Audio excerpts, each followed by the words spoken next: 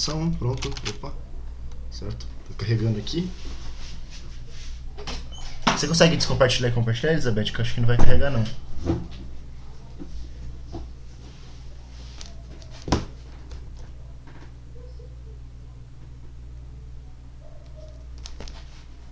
Aí, show, agora foi.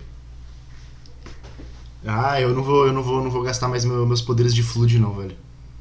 Agora é só pingar uma vez e vamos que vamos. Tá, a gente fez um login com validação, a gente fez formulário, a gente fez estruturas de dados em JavaScript. Tá lá o material, se vocês quiserem salvar no repositório de vocês, a foto que a Elizabeth mandou depois é interessante também. Se vocês quiserem rever o JavaScript, tá tudo lá. Basicamente o que a gente viu naquela aula. Que a gente viu naquela aula. Mas bom, vamos continuar então. Vamos voltar lá, a gente vai continuar no navegador mesmo, fazendo coisinhas simplinhas. Opa, desculpa a demora, pessoal. Salve, salve. Aliás, a gente pode fazer uma outra coisa interessante também.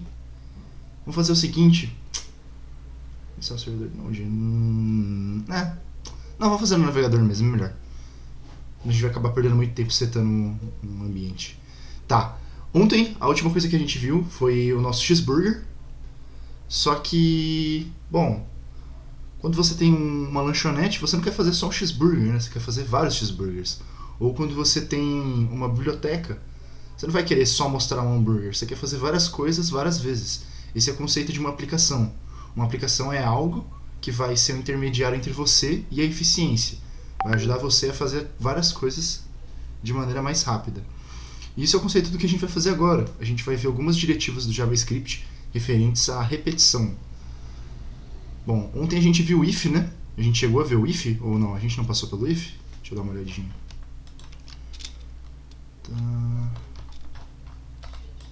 Acho que não passou ainda. A gente tava fazendo. Eu esqueci o nome.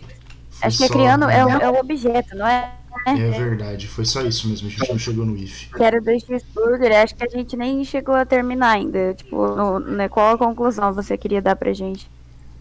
Bom, vamos voltar para aquele objeto então. Vamos fazer o seguinte, vamos reconstruir. Beleza. É porque na verdade. Bom, acho que é interessante a gente fazer uma revisão então em cima daquilo, né? Vamos fazer um cheeseburger aí então. Você consegue copiar o código que você pegou na outra aula? Eu tenho aqui, eu mando aqui no chat? Por favor, que a gente continua trabalhando nele então. Beleza. Não tinha mais muita coisa, a gente ia trabalhar no objetos que estão dentro de objetos, né, que são os nested objects. Mas além disso era... Foi a última coisa que a gente fez. Yes. Certinho então. Na verdade eu acho que ele é inclusive uma coisa interessante pra gente já trabalhar o if e a gente já trabalhou o for. Chique, perfeito. Então vamos lá. A gente viu a rua, a gente viu o número. Faltou o quê? Faltou... deixa eu pensar. No endereço a gente tem rua, a gente tem número. A gente não vai colocar bairro porque é texto também, acho que é desnecessário. Vamos colocar uma outra estrutura de dados. Vamos colocar...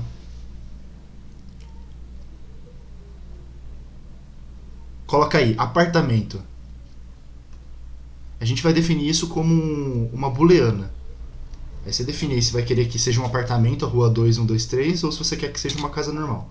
Aí se você quiser que seja, true. Se você quiser que não seja, false. Aí para vocês lembrarem então, true é uma variável booleana, é uma variável que a gente define um valor basicamente binário. 0 pro false, 1 pro true, 1 pro verdade, 0 pro falso.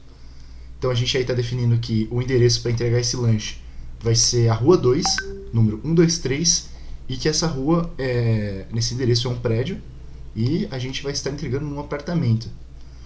Beleza. A gente pode trabalhar agora com esse dado completo, pode mandar ele, a gente vai explorar esse objeto agora. Perfeito. Bom, agora vamos lá. Instancia o cheeseburger aí, pode escrever. Só o cheeseburgerzinho. Vamos fazer o mais simples então. Vamos ver qual pão que tem nesse cheeseburger. Você lembra qual que é? Vocês lembram como que faz? É quase isso, quase isso.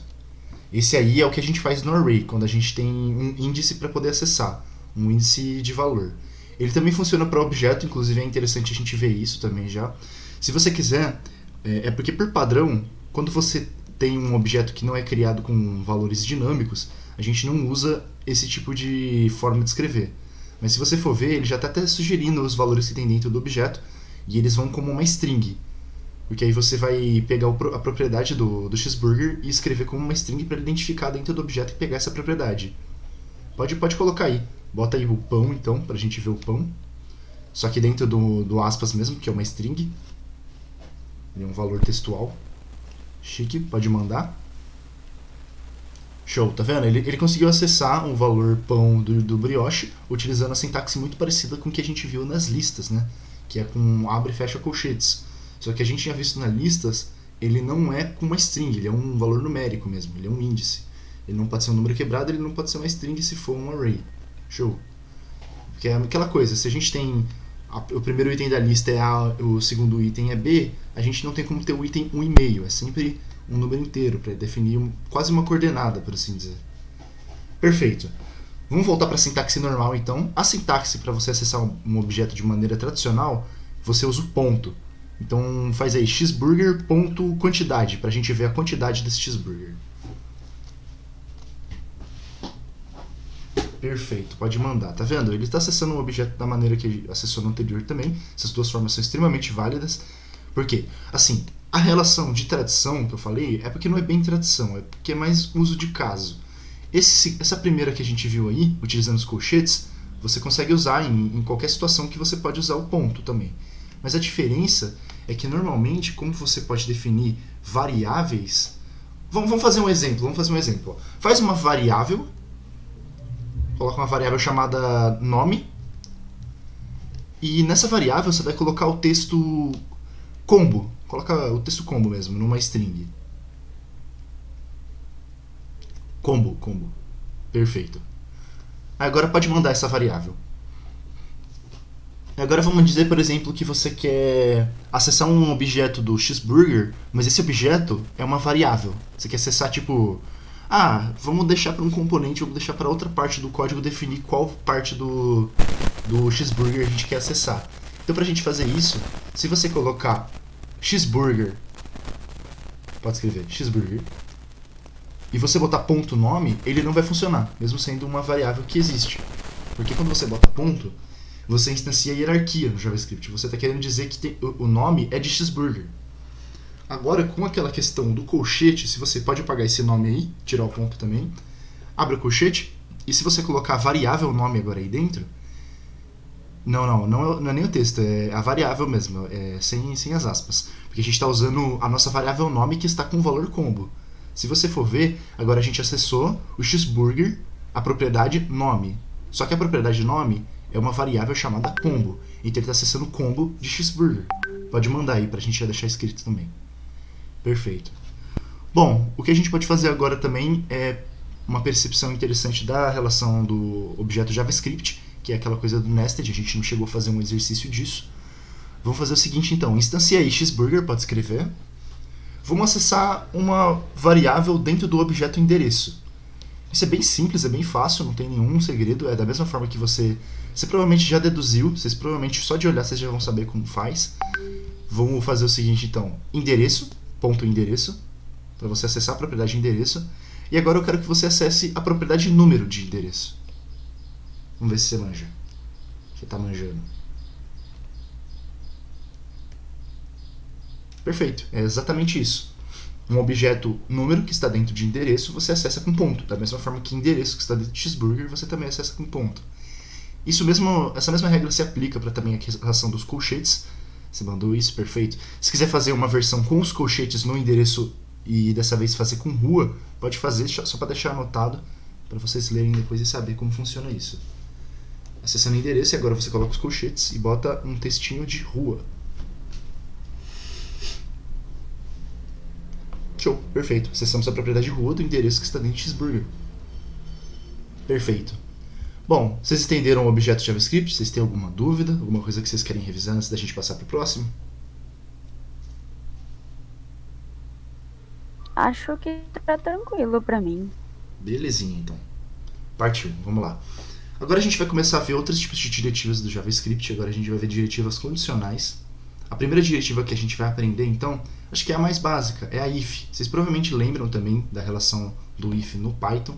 Ela é bem semelhante. A diferença é que para a sintaxe do JavaScript a gente não usa indentação, né? A indentação do JavaScript não importa, ela é só opcional mesmo para você deixar o seu código organizado. Então se tem um tab antes, tem 2 tabs antes, tem 365 espaços antes ou depois, não faz diferença nenhuma, desde que seja entre sentenças e objetos e que você não interfira na legibilidade de algo. Por exemplo, se você colocar cheeseburger ponto espaço quantidade, ele não vai entender. Mas se você colocar cheeseburger ponto quantidade espaço e colocar outra variável, ele já vai entender. Ele só não vai saber o que fazer com esses 2 valores. E você não está dando nenhuma ordem para eles. Bom, vamos lá então. É bem simples. Pode escrever if mesmo, if. É a mesma palavra de sempre.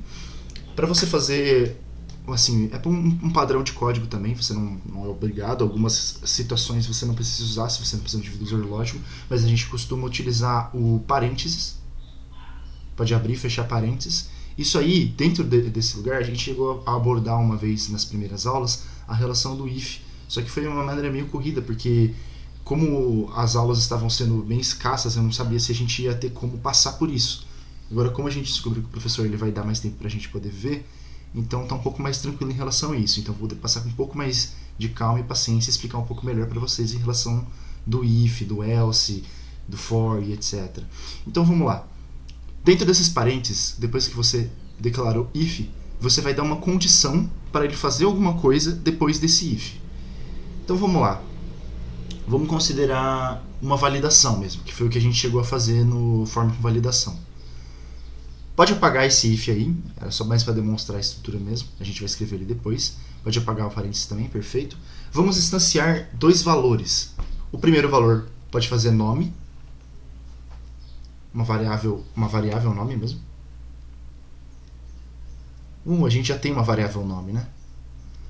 Que coisa. Sabe o que você faz? Dá um F5. Ah, não dá. Vamos utilizar, ao invés de nome, vamos fazer usuário. Acho que é melhor. É que se der F5 a gente vai acabar perdendo esse pedaço do código que a gente tem. Usuário, perfeito.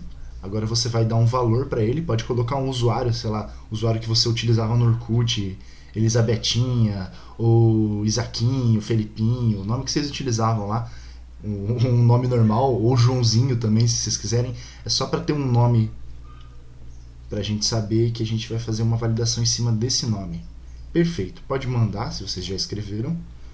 Agora a gente tem uma variável usuário, e vamos fazer uma seguinte coisa então. Vocês lembram que a gente estava fazendo login baseado em alerta?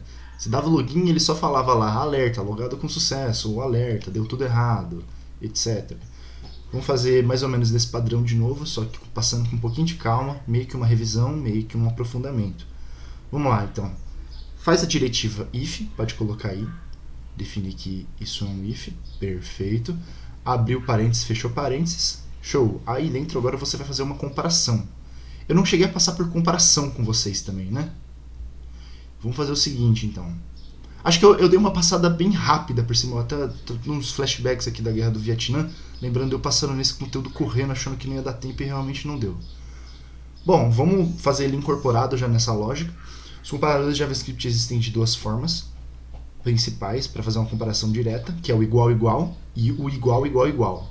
Porque o igual simples a gente faz definição de valor, não é? A gente faz uma variável, a gente coloca um igual e a gente vai definir que o valor dessa variável é esse igual. Aí se você bota igual igual, ao invés de estar definindo o valor dessa variável, você vai estar fazendo uma comparação dessa variável com outro valor. Como assim? Sabe quando a gente executa uma função e essa função executa uma coisa dentro de um código que vai retornar um valor pra gente? Essa comparação é tipo isso. Isso, o igual igual igual é porque o igual igual ele só faz comparação de valor e o igual igual igual ele faz comparação de tipagem. Então o PHP ele é relativamente semelhante com o JavaScript em algumas questões, principalmente na forma que ele lida com o DOM. O JavaScript é um pouco mais dinâmico em relação a isso, porque ele não é uma linguagem server-side. Ele é uma linguagem que pode ser server-side, mas que principalmente age de uma maneira muito mais eficiente por ser client-side também, rodar no navegador do usuário. Bom, mas é isso mesmo. O igual igual ele vai fazer só a comparação de valor e o igual igual igual ele vai fazer a comparação de tipagem. Aí lembra aquela coisa que eu falei? Que o JavaScript ele não tem tipagem forçada, você não precisa definir o tipo de alguma variável antes de colocar o valor dela, e na verdade você nem pode. Você não tem. Para você definir o valor de uma variável, você tem que colocar um valor nela, mesmo que seja um valor vazio. Uma string vazia, 0, false, um objeto vazio, uma lista vazia. Para você definir que um valor é de um tipo, você tem que dar alguma coisa para preencher ele. Então vamos lá. Vamos fazer uma validação simples. Vamos fazer nome. Pode escrever nome. E vamos fazer uma comparação não idêntica, ou igual a igual, perfeito, com uma string nome. Então, se o nome... Opa, aliás, já gerou eu acabei gerando uma confusão, porque a gente tem a variável nome, né? A gente vai usar o usuário, na verdade a variável é o usuário, e a gente vai comparar ela com a string nome. Bem, eu entendo os fatores aqui. Perfeito, só que aí você vai ter que colocar o nome como aspas, né? Porque é um textinho no momento. Show! Agora você vai, no final, depois do parênteses, você vai abrir e fechar a chavinha, fazer aquele esquema do Shift Enter para jogar para a próxima linha. Faz mais uma vez. Agora, dentro do if, você pode colocar console.log. Acho que eu acabei não falando sobre o console.log com vocês, né? Porque a gente estava fazendo uma coisa um pouquinho mais simples. Mas o console.log é a mesma coisa que aquela coisa que a gente tem no Java do system.out.println, para você botar uma coisa no console. Aí você vai usar só console.log. Um pouco mais curtinho, mais fácil de lembrar, e tem até console no nome para ajudar. Você vai abrir e fechar parênteses, porque isso é uma função, a função que escreve algo no console. E vamos colocar sucesso, para definir que isso é uma validação. Então, vamos lá, vamos ler essa sintaxe que a gente escreveu. Se o usuário for igual, porém não idêntico a nome, colocar no console log sucesso. Pode enviar essa diretiva. Show! Tá vendo ali que ele escreveu sucesso? Por quê? A variável usuário que a gente definiu antes, ela é igual ao nome. Vamos dar uma setinha para cima, vamos reutilizar o código ali de cima. E agora vamos fazer o seguinte, muda o usuário não, muda a variável que a gente está usando ali em nome. Perfeito, bota qualquer coisa aleatória, só para dar errado. Agora pode mandar. Tá vendo que ele não está executando console log, ele não está escrevendo sucesso embaixo, ele está dando só um defined porque a gente está fazendo uma diretiva que não tem retorno. Mas agora vamos reutilizar o código mais uma vez, pode voltar mais uma vez, e agora a gente vai fazer uma outra coisa interessante da relação do if no JavaScript, que é o if-else. Mas a gente não vai escrever if-else, a gente vai escrever só o else mesmo, porque o if a gente já tem lá em cima. Agora você vai abrir e fechar chaves, perfeito, joga para a próxima linha. Se você quiser dar um espaçamento entre else e as duas chaves que estão incorporando ele, é interessante por legibilidade, fica um pouquinho mais elegante e mais fácil de ler depois quando vocês forem estudar isso. Show! Agora dentro do else, antes da chavinha fechar, a gente vai fazer outro console log.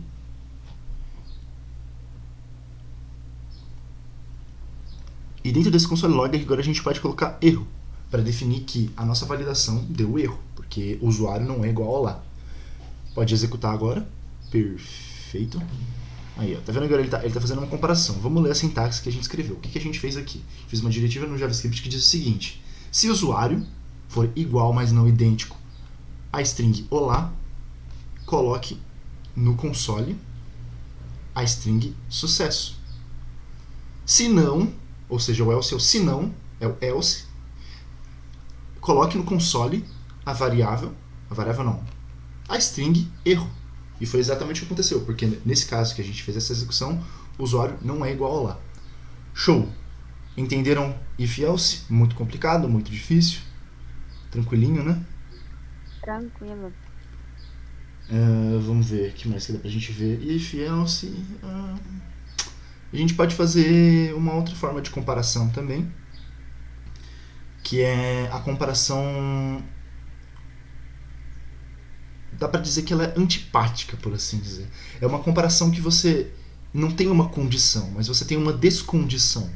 Ela só vai executar algo se essa coisa que você disser não for verdade. Então, por exemplo, pode fazer, escreve if. Não. Aliás, vamos fazer uma coisa mais interativa então. Vamos fazer uma outra variável, vamos parar de reutilizar aquela ali, pra gente já praticar a criação de variável. Vamos fazer uma variável chamada jogo favorito. Aí vocês podem colocar dentro da variável jogo favorito uma string contendo o nome do jogo favorito de vocês, qualquer que seja. Se não tiver, pode ser Tetris, Mario, qualquer coisa que vocês quiserem que seja só um placeholder para vocês entenderem a relação do que a gente vai fazer agora. Chique. Criando essa variável, agora a gente vai fazer um outro if. Colocando essa variável agora jogo favorito dentro desse if, a gente vai fazer uma diretiva baseada nela. E ao invés de fazer uma comparação verdadeira, a gente vai fazer uma comparação de falso. Ou seja, se seu jogo favorito for diferente de algo, a gente vai fazer tananã. E como que a gente descreve isso? Ao invés de usar o igual, a gente vai usar o exclamação igual. Isso já fica um pouco mais complicado de entender por quê. Porque a gente tem a relação do idêntico e do semelhante. Esse aí, ele faz uma negação nos seguintes casos. Se a sua variável A for diferente de B, independente da tipagem, ele vai considerar como verdadeiro. Se a sua variável A for igual a B e a tipagem for igual, isso também ele é inclusivo, ou seja, ele também vai dar falso. Agora, se a gente fizer a de idêntico é bem semelhante com essa. A gente usa 2 iguais lá. Se na de idêntico a gente usa 3 iguais, a gente vai substituir só o primeiro igual. Vamos fazer um de idêntico agora. Ao invés de fazer só o exclamação igual, vamos fazer o exclamação igual. Isso a gente está fazendo uma comparação de inequalidade idêntica. Ou seja, se ele for exatamente desigual com o que a gente vai falar agora, ele vai dar como verdadeiro e vai executar o código que está dentro do nosso bloco. Vamos fazer aí. Se o seu jogo favorito não for Fortnite, escreve aí uma string.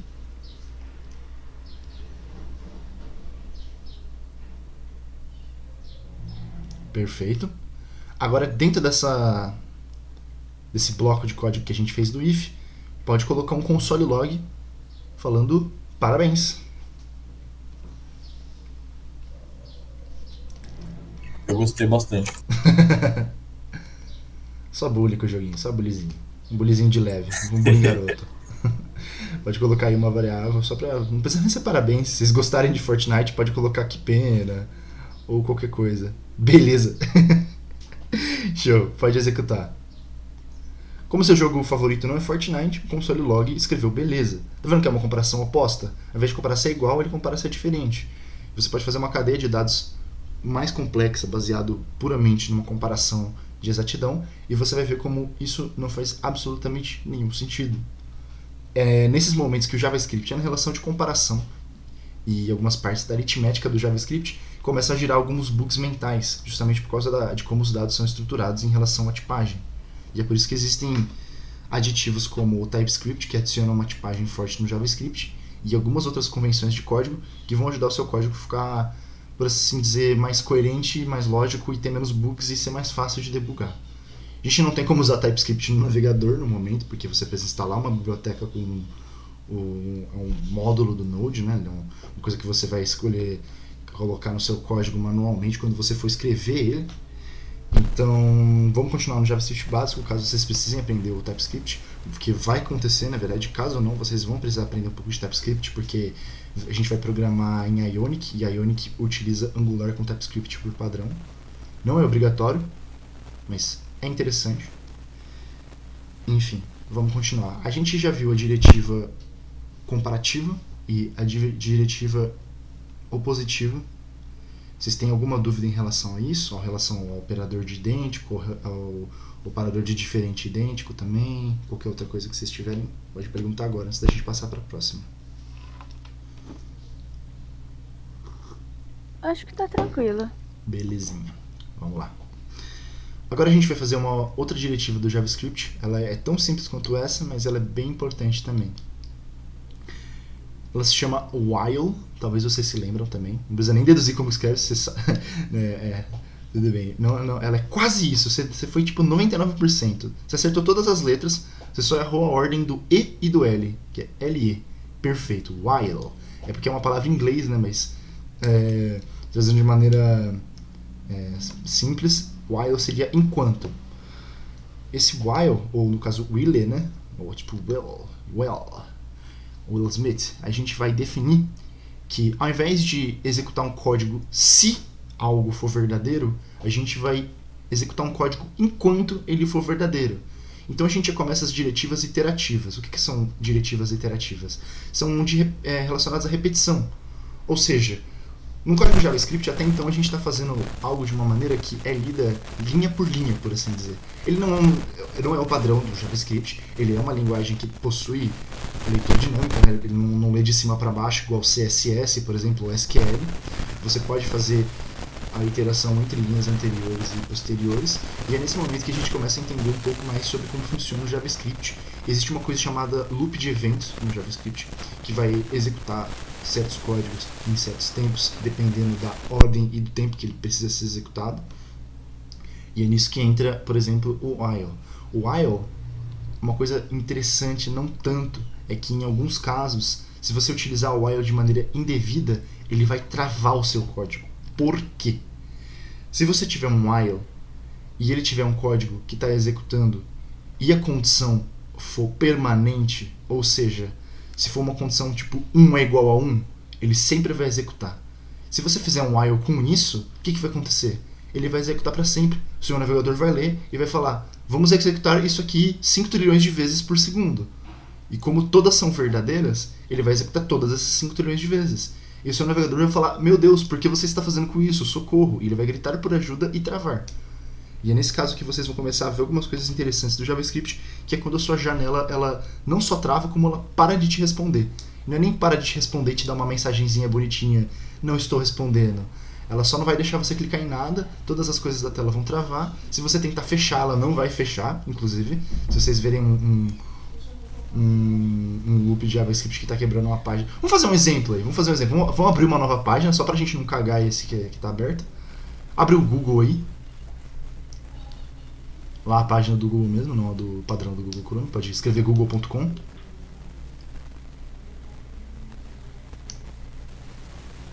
Perfeito. Vamos travar o Google? Digita alguma coisa aí. Qualquer coisa, não precisa nem mandar, só digita.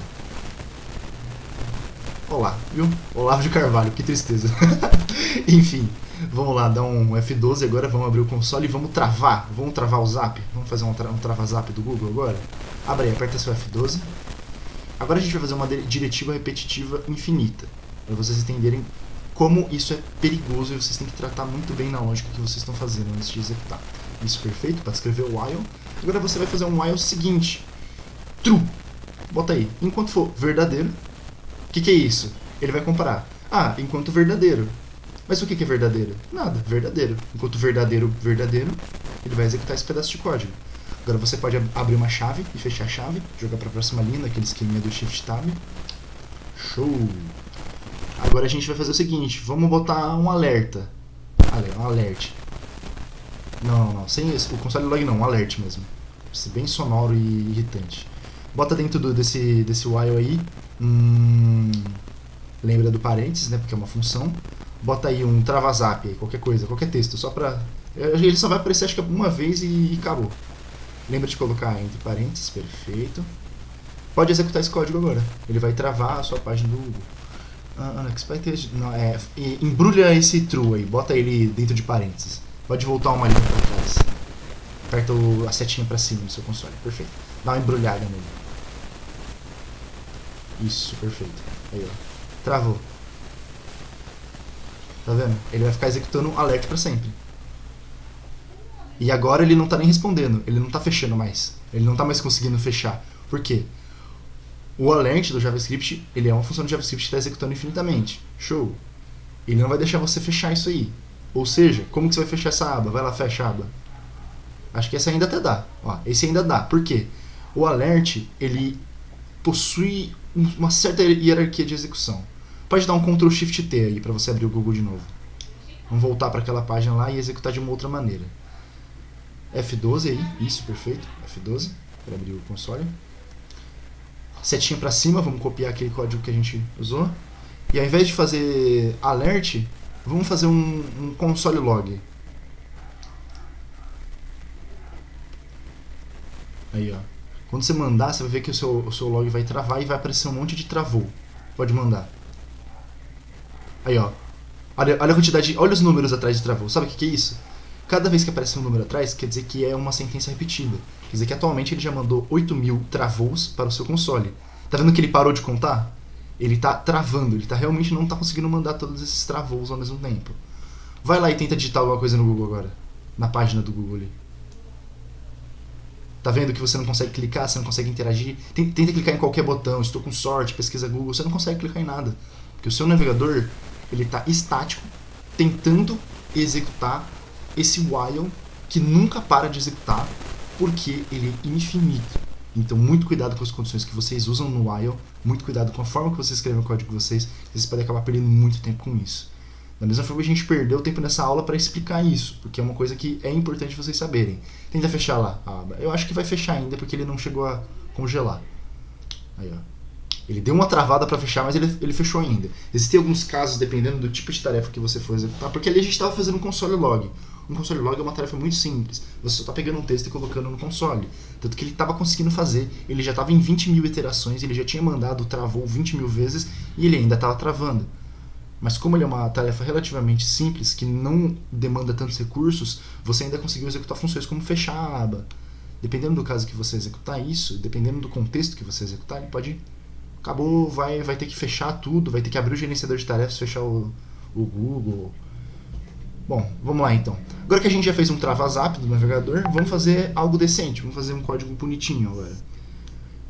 Bota aí aquela questão mesmo do parênteses, né? Vamos repetir o parênteses. Só que ao invés de colocar true, a gente vai colocar uma condição que pode dar true ou pode não dar true.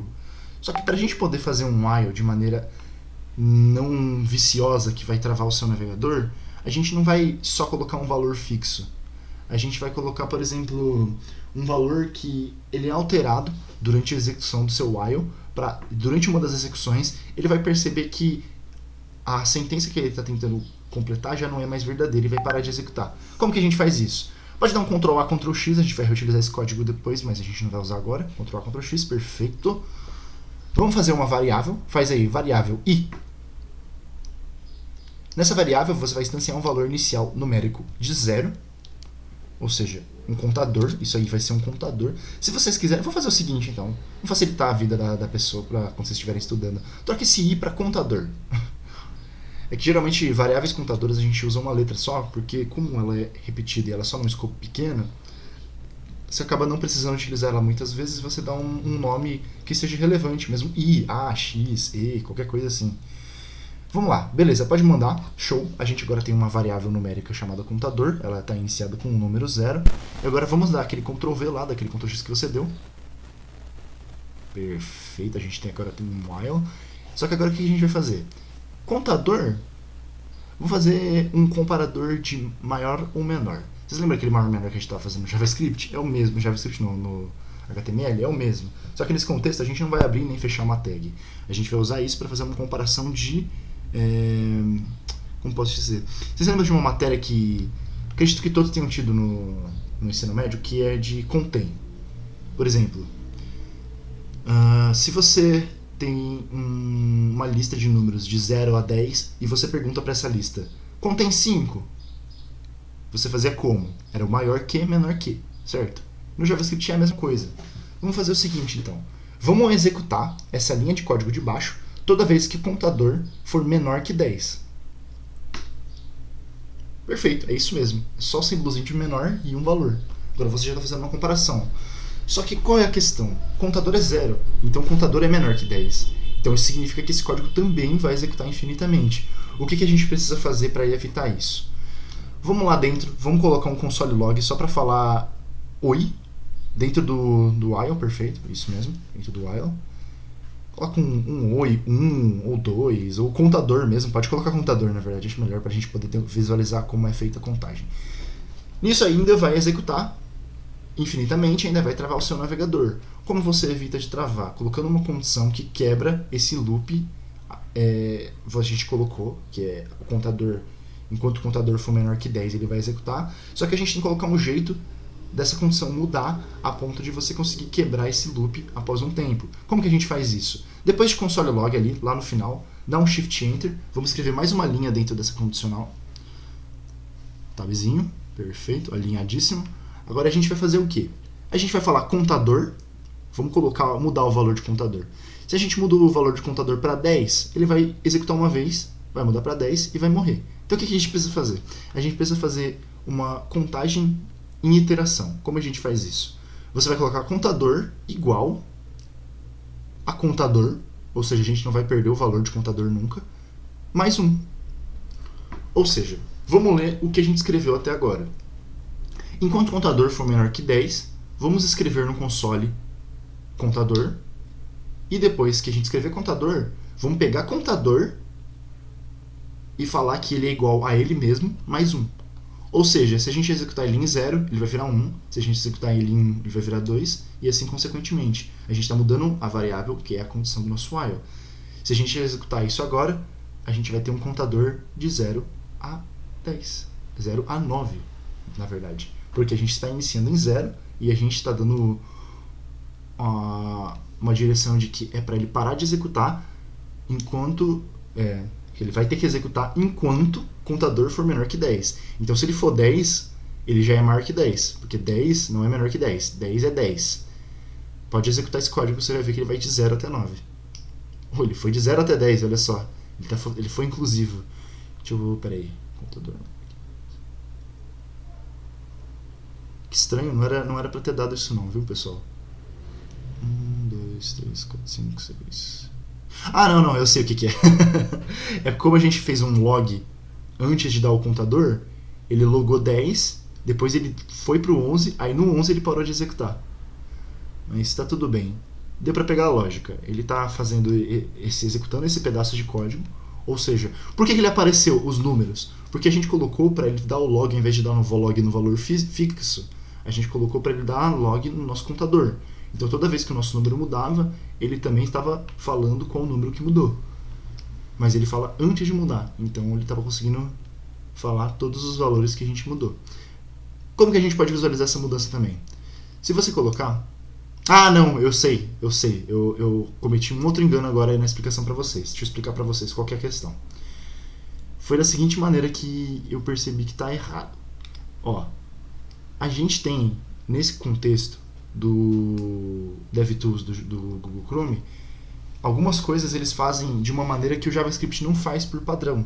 Por exemplo, esse 10 que está aí no final, ele não está sendo 10 porque ele executou o console log antes de mudar, porque na verdade ele executou e ele já tinha feito a comparação. Esse 10, na verdade, está indicando o valor da variável contador depois que a gente executou o script. Coloca contador aí.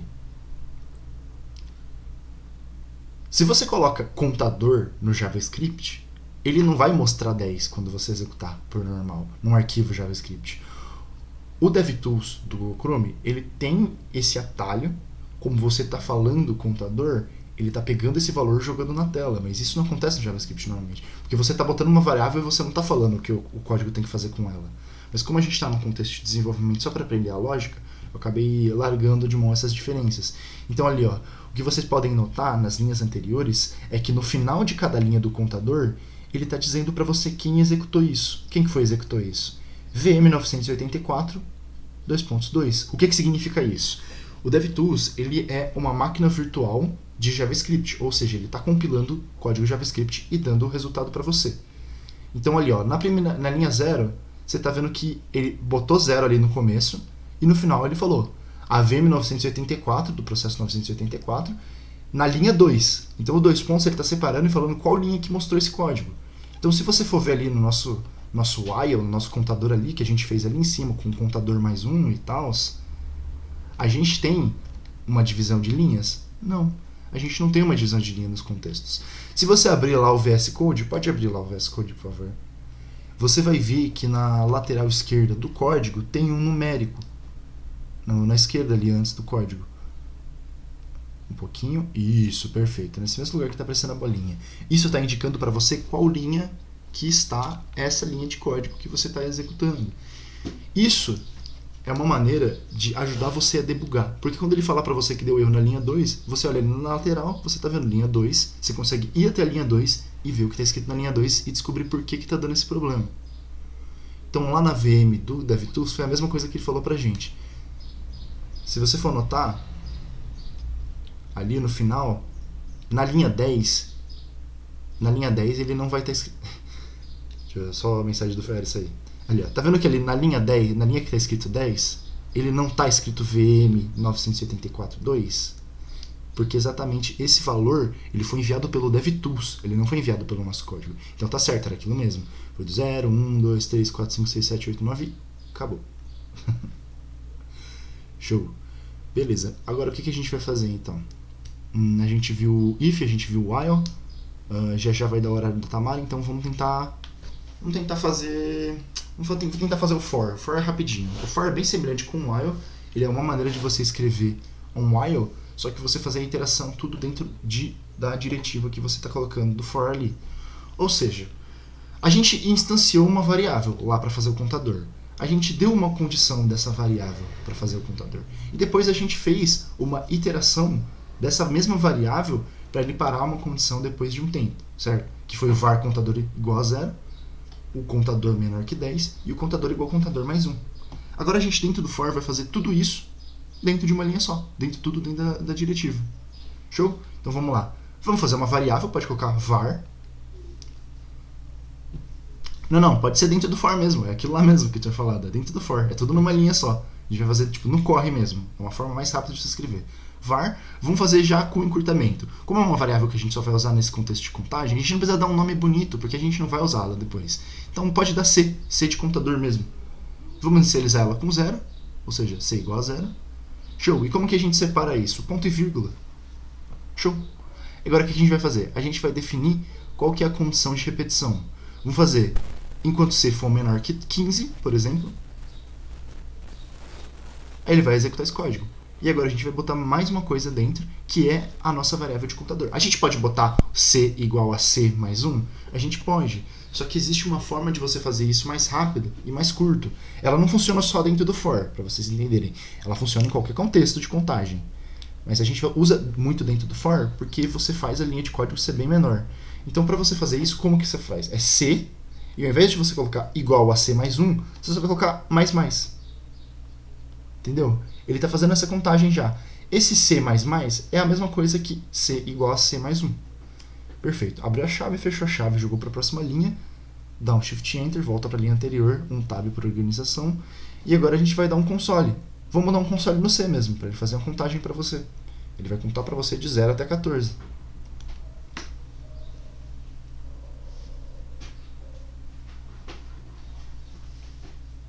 Pode mandar esse código. Opa!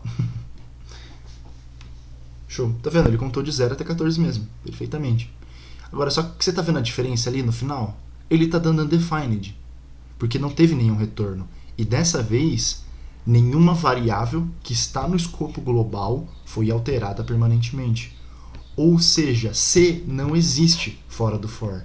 C não existe nem fora da diretiva de for. A gente não pode usar esse C para outra coisa. Se a gente quiser usar esse C para outra coisa, a gente tem que definir ele por fora.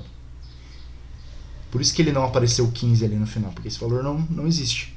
Show! Vamos fazer um for, só que de uma outra maneira. Escreve a diretiva de novo para a gente fazer uma repetição. For, beleza. Vamos fazer outra variável. Pode fazer com C de novo, para vocês entenderem que não importa. Esse C ele não existe, ele não está com valor 15 de contagem.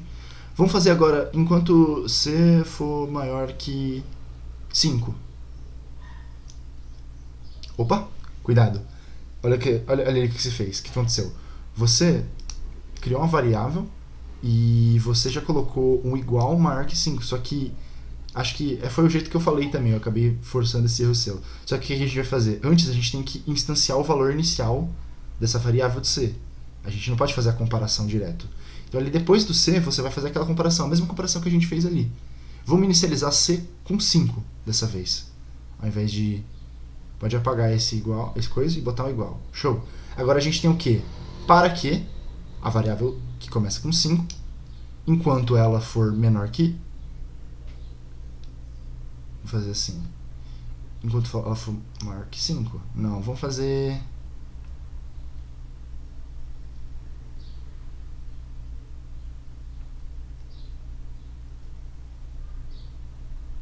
Vamos fazer enquanto ela for maior que 0. Pra gente fazer uma contagem reversa, então. Então, C maior que 0, pode apagar esse 5, perfeito. E ao invés da gente fazer uma iteração positiva, a gente vai fazer uma iteração negativa. Ou seja, ao invés de fazer C++, a gente vai fazer C menos. Isso é a mesma coisa que você colocar C igual a C menos 1. Você está tirando um dígito do contador. Agora dentro pode colocar console log C.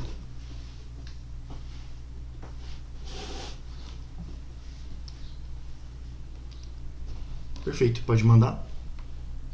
Agora tá vendo como ele não contou de 0 a 14 e sim de 5 até 1? Por quê? Vamos ler o que a gente escreveu.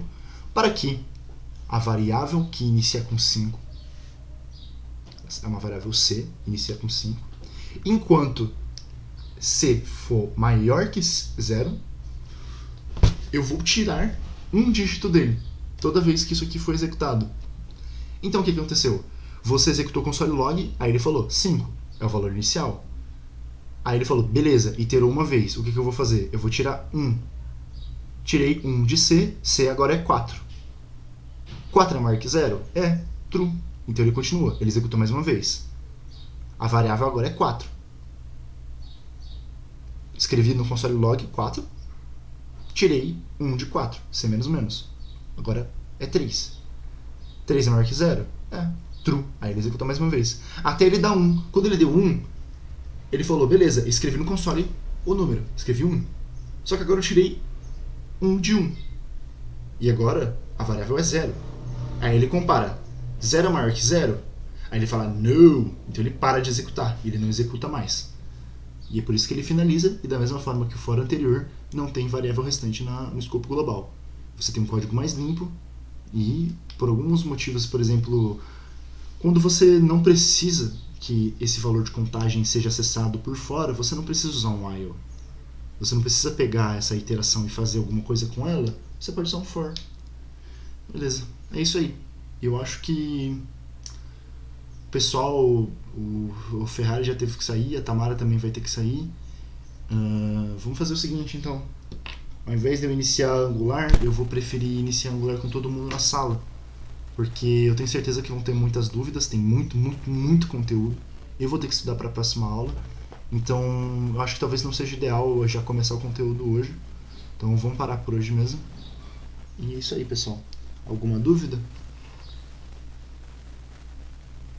Tranquilo pra mim. Tranquilinho? Então, beleza, pessoal. Sim. Aí na próxima aula, como agora a gente sabe que a gente tem uma consistência maior no tempo que a gente pode ter de aula, então terça-feira eu acho que vai ser feriado, se não me engano. Vai. Tá, mas aí... Em segunda e terça. Isso, beleza.